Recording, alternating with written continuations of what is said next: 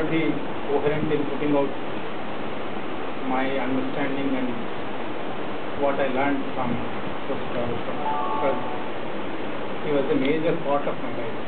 I lost my life. I first met him in 81 summer, but even before that, through Subbarao PUDR, Subbarao PUDR, we used to hear a lot about Professor Rao and his words and his analysis and about Burla. So, with that folklore of 3 or 4 years behind us, we first met in 81. In 81, Tufts University was just a hotbed of revolutionary politics for SU and PDs who were there. Left Front was winning the elections continuously. And it was a small university, unlike today. There used to be 2 or 3 small tea shops, and in those tea shops, I first became a fan of him. I fell in love with him, and that love continued till yesterday evening. We were together in many projects. I edited his volume of essays. We were co-editors of a huge volume on Andhra Pradesh history, years of Andhra Pradesh. And we were part of an institute that we failed to run. And for the last 10 years or so, we were on almost regular contact. Based on this long association, as I told you, I will not be able to talk about him coherently, but what I wrote as a preface to his collection of essays, I am trying to recollect that. I tried to share 5 or 6 major significant contributions of Professor Rao to Marxist methodology or to Maoist understanding, or in general how to analyze society, how to analyze political economy.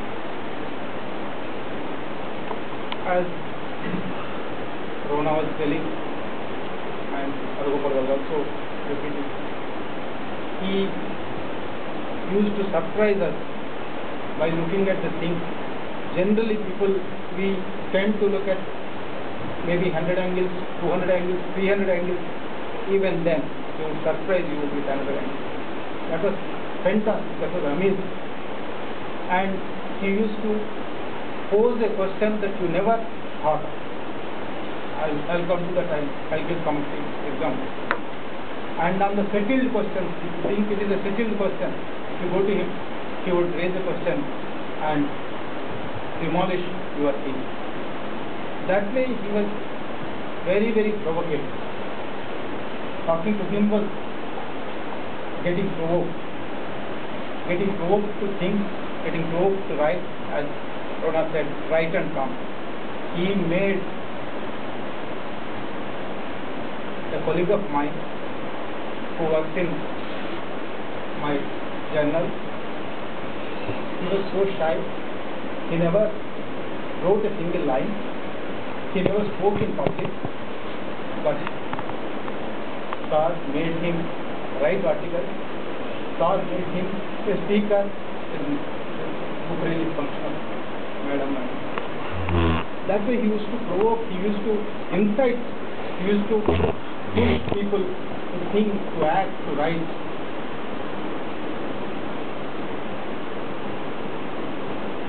There are so many hundreds of anecdotes which I can quote, but I will take up 4 or 5 major contributions. How he changed the way we, particularly in revolutionary circles in Andhra Pradesh, take things, understand things. He changed it. His first booklet, we used to tease him. He is not a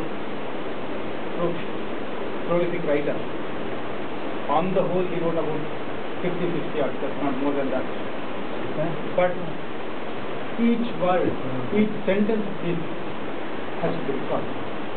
We used to call him, you are in oral tradition, you have not come out into written tradition. You are still in that oral tradition.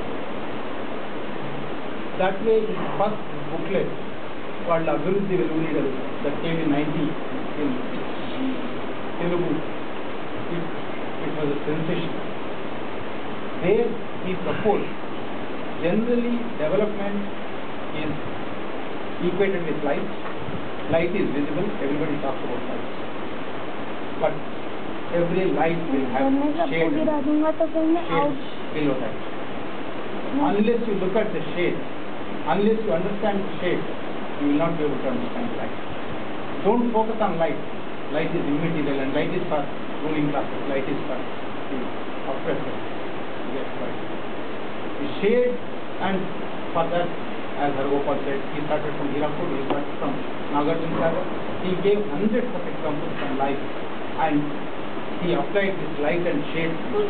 And post 1990, you see in Telugu literature, in Telugu socio-economic analysis, there are hundreds of people who use this analysis, light and shade. For every development, they think, okay, this is development, this is being called as development. But what is the other side of it? What is the shade of it? What is the darkness of it? That's how he changed the way people think about development. And this not this I'm talking about 90s, but this was there even from late 1960s or mid 60s itself. When the whole debate on mode of production was going on, people were talking about capitalist mode of production being coming into India, and our capitalist penetration is there, capitalist farmers are coming. He questioned all that debate in one-page article in EPW in 1970. In such a capitalist farmer, don't look at capitalist mode of production or capitalism per se. Where is the farmer? Who is the subject? Who has to undertake this project? Who has to bring in capitalism into this country? Where is that subject? Where is the capitalist farmer? He asked that question and the whole debate changed. That question even today remains. And in 69, when the bank nationalization happened, the whole country was debating about the good and bad of bank nationalization. He posed a question, he raised, okay, it's okay about bank nationalization, but what about nationalization of the nation? Nationalization of the economy? Nationalization of the nation? It's a new question. And in this process, with Telugu book and English book also talk about a lot about this. He always used to advise, don't look at what is, don't look at the status, see what is become. See the motion. Gopal mentioned about that. He always talked about motion. Without motion there is nothing. Unless you understand motion, unless you analyze motion, you will not be able to understand it. Generally, social scientists are trained, he used to say this, social scientists are trained to look at what. Because in physical science also that is there. Under normal temperature and pressure, something is analyzed. Even social science we are doing that, but society is moving. Unless you understand that motion, unless you analyze that motion, you will not be able to understand. And in this, he never wrote for mainstream media, except one or two articles in a small Telugu mainstream newspaper called Varta. No other mainline newspaper he wrote. But in 87 and 40 years of independence, Times of India invited him to write a piece. At that time, some friend of his was looking at the editorial and he asked him. He wrote a big paper called History of Ahistoric People. The novelty of all his articles, all his analysis, they are so novel. When they were talking about the 40 years of independence, he said Indian people have become ahistoric and their history has to be written. And naturally, obviously, Times of India rejected that piece. We published that in Telugu and History of Ahistoric People that is still available. That is also published in his English collection. And later, Madam developed that theme, but it was Star. I don't differentiate between both of them. It was Star who first developed the idea that generally development is associated with development projects. Development projects are different and development is different. In India, for the last 60 years, there have been hundreds of development projects. They are not developed.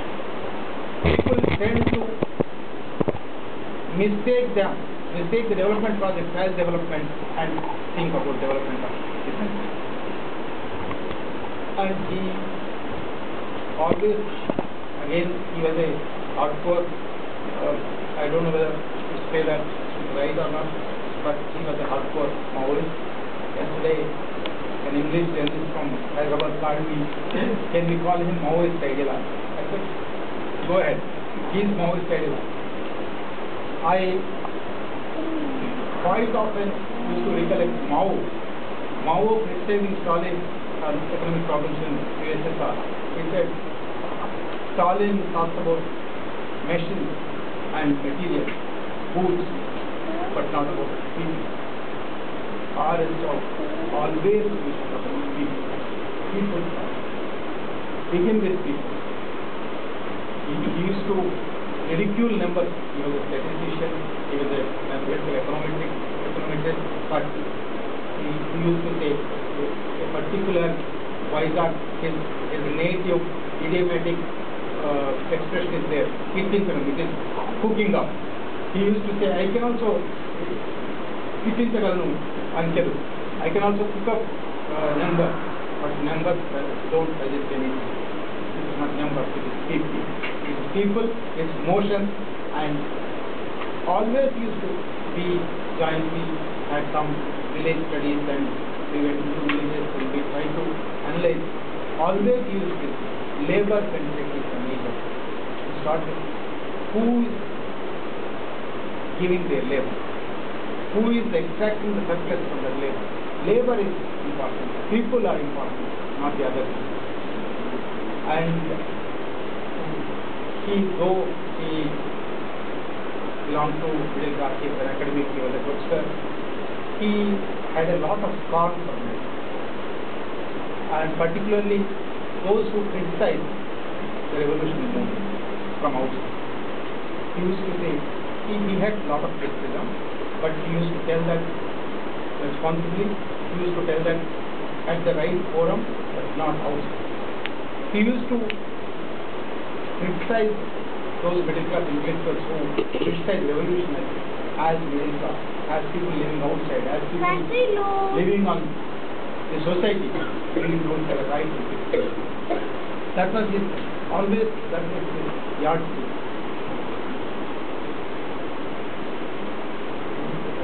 So many times he was, asked about that. He was very optimistic.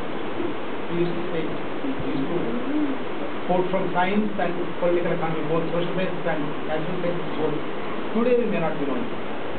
Today we may be failing. Today it's not, we are not capable, but tomorrow we are. Tomorrow we will know. Movement may be doing a lot of wrong things today.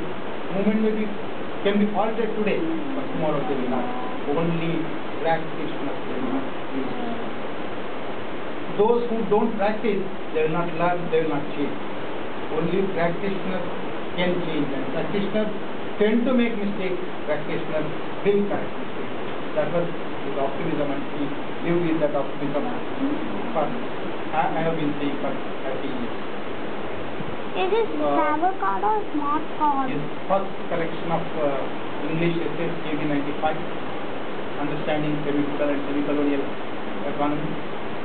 That even today, that is a standard text on how to understand Indian society, what is the mode of production, how to analyze the dominant mode of production, how to look at the dominant mode of production.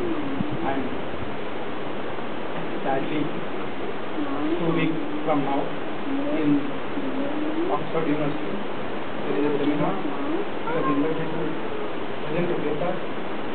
Professor Alpha Shah, an anthropologist, She is holding this seminar saying 40 years ago, Naxalites have characterized India as semi-colonial. 4 decades have passed. Is there any change? If there is any change, is there a need to change the strategy of evolution? This has to be discussed. There is nobody else than Professor Rao to speak about this. She was in regular contact with Professor Rao. He was to go, but the initial stage except he said, I will not be able to go. I will just send a paper. He could not even write that paper. And in 2006, when Andhra Pradesh was celebrating 50 years of its existence, we thought at that time only we started this Center for Documentation, Research and Communication, CDRC. He was naturally the chairman of the center. Ever since he was in Sambalpur, he was thinking about setting up an institute, research institute that goes into village studies. And there were a lot of debates for about 10 years. He used to say he was against structure. Hargopal mentioned about that. He was against structure. He was saying center means, institute means, first you talk about money, then computers, then vehicles, and then only work. But my idea of center is different. I will go to Vijayanagaram. I will put a hut there, and there without any computers I will start doing this studies. Anyway, he came down on this and finally agreed to set up a center in Hyderabad. That CDRC set up. We tried to do something, and the first thing we did was in 50 years of Andhra Pradesh. He was chief editor of that, and I and another serious journalist are co-editors with him. That is, even now, that is one volume that captured 50 years of Andhra Pradesh history and development. And recently in November, when Madam's birthday, we thought we would present her with a bouquet of books, 5 English books and 1 Telugu book of hers, and also collection of essays in Telugu. All those 7 books were released on November 12th. So, Star has left a lot of body of literature to learn from. Finally, I would end this. There are so many things, but he was, as I was telling you, he was a hardcore Maoist. In one of his articles in 85 or 86, he said Naxalbari line may have done many mistakes. Naxalbari might not be victory also, but Naxalbari is so significant that it shows the way how to analyze this system, how to change this system, and that place for Naxalbari in the history of India, nobody will be able to erase. That was his conviction, and I V. Sambaswarao, Marquis and Central Committee member of CPIML People's Party. Azad was his close friend. They used to interact with him regularly. He mentioned about that. IV under the name of Shankara used to visit Professor Rao, and he used to take Marquis memories with a lot of respect, and he never criticized, though he had a lot of criticism, he never criticized openly, and he was a Maoist practitioner, Maoist ideologue, and I think Maoist movement in India, people's movement in India, and all of us who think about a new India lost a great intellectual, great person. As a person, he had a great sense of humor. As a person, I took it great personal loss for him, and I think for all of us. But as he used to say, as his optimism used to tell me, we will overcome this, we will follow him, we will enrich whatever ideas he left behind in